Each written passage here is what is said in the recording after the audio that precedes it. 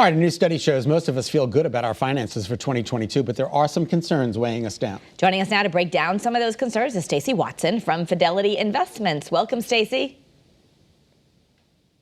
Thanks for having me. Oh, it's our pleasure. All right, so you did this amazing study. 68% of Americans are considering a financial resolution this year. Can you talk to us about a financial resolution?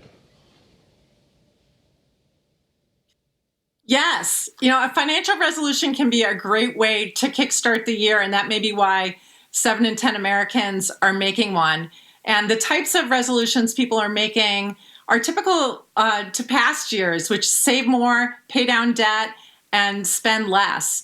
People are also prioritizing physical and mental health, though, at higher levels in the past. But to stick to any resolution, it's important to make sure that the goal is clear, specific, and realistic. You can set an amount each month to save to make sure that you can track your progress and see those small changes add up. Yeah, and the nice thing is, I guess most Americans, 62%, are feeling more optimistic about 2022.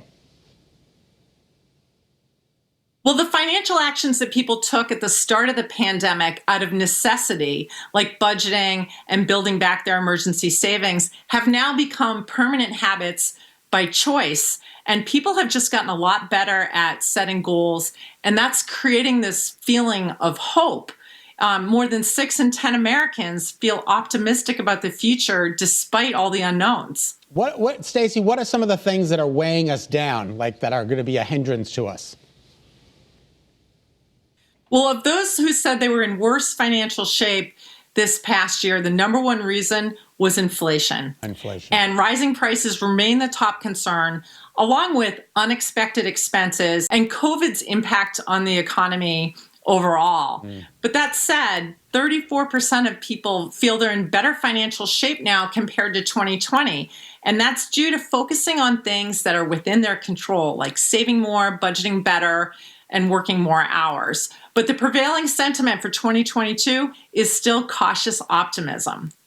It's interesting because we're talking about the Great Resignation where, millions of people left their jobs. So it's interesting that we have all these people not working, but they feel better. We only have less than a minute left, but are people going back to work?